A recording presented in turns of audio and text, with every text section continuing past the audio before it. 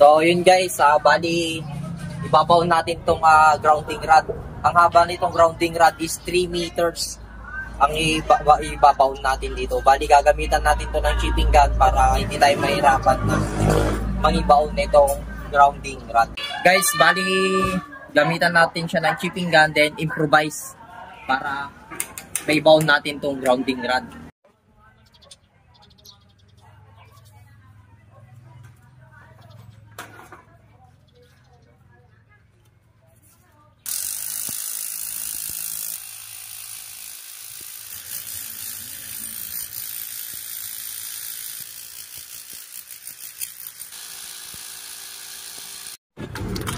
So, ayun guys, libaw na natin yung 3 meters na grounding rod natin para ito sa ating grounding earth. Dahil itong mga nilagay kong convenience outlet dito sa project natin is 3 Pro. Guys, naibound ko na yung grounding rod na 3 meters yung kanyang haba. Ganun lang yung diskarte ko sa pagbaon ng grounding rod. Gumamit ako ng chipping gun para mas mabilis.